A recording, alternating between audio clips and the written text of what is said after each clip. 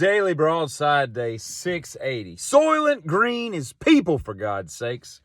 This past weekend, I did something a little unusual. I flew one of my TikTok followers from Texas to North Carolina to hang out for a little bit of a brief part of the weekend. And had a good time. It was a little unusual, yes, but I don't really prescribe to norms and the way most people live their life. I do things a little bit differently.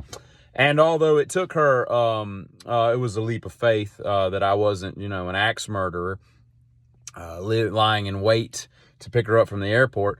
She's safe at home in Texas, and she hasn't been dismembered, so that worked out good. And I just uploaded a video of a nice little conversation that we filmed in my basement studio over the weekend on my YouTube channel, if you are so inclined, or maybe you're watching this on YouTube already, I don't know. But I will say this. Regardless of what you think about how crazy an idea that is, we have got to stop these people on this planet from making knives out of railroad spikes. We don't need any more railroad spike knives. No one needs to be a knife maker unless you're going to make something out of actual steel, not something that's already a damn railroad. Have you ever carried a railroad spike knife? It's so stupid. I worked with a guy one time that started making knives, right? And he was talking to another guy that he worked with, and he was like, hey, look at this knife I made. So he hands him this railroad spike, which is basically just heated up railroad spike, spun it to make a handle, and then sharpened one end. It was really dumb. And the guy's like not a knife person. He's looking at it. He's like, oh, yeah, this is pretty cool. He's like, what do you think you'd pay for that? And he's just trying to be nice. He's like, I mean, 40, 50 bucks, something like that. He's like, all right, cool. And so like a week later, he comes to him and he gives him one and asks for $40 or $50. And he's like, wait a minute. He's like, oh, you said you wanted one. I'm like, no, I didn't. And the guy was he was too nice. He couldn't say no. So he's telling me this story later. He's like, I said, so you bought a railroad spike knife for $45? He's like, yeah, pretty much. I said, let me see that thing. And I look at it, and it looks like, I mean, I don't know what, like, the baseline for making knives is, but that's what this was, right? It was just a very rudimentary version of someone's first knife. It's like if you were walking in the woods and you stumbled upon an old railroad spike and you thought to yourself, I bet I could get, things hot enough. I bet I could get this railroad spike hot enough to melt it and forge it into something that would almost cut paper, and then they did that. And then they sold it to one of their sucker co-workers for $45. And this person was so nice that they didn't have it in them to say, I'm not interested in you crappy railroad knives. But those people need to be eradicated from the planet, at least from this country. Send them somewhere else. Uzbekistan, Kyrgyzstan, Kazakhstan, Turkmenistan, all those stands, they love people that make knives out of railroad spikes, and that's where we should ship them. We should ship them right over there. But anyway, I will say this, huge Metallica fan. They're my second favorite band of all time.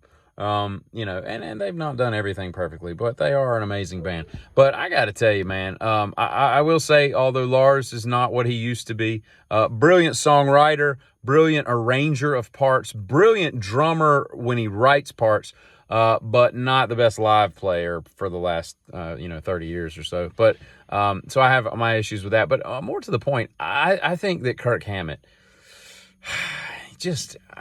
I grew up learning to play guitar to Metallica albums.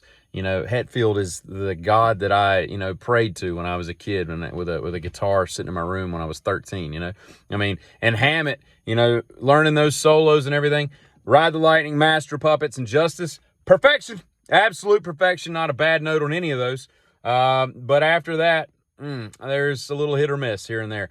But more to the point, he's become very repetitive, and I don't understand how somebody who can play, the stuff off of Justice can just come up with the same old blues pentatonic drivel that he does these days, with a wah-drenched sound on everything that he does. It's just so predictable. But more to the point, and I've said that enough, let's get away from the sequin shoes and the long coat with the bedazzled back and all this weird, he's wearing like, what do you call gloves that don't have fingerless gloves What are you doing, man? What are you doing? You know what I like? I like growing up, and I like seeing like Metal Edge and Circus and all these magazines and guitar magazines and stuff.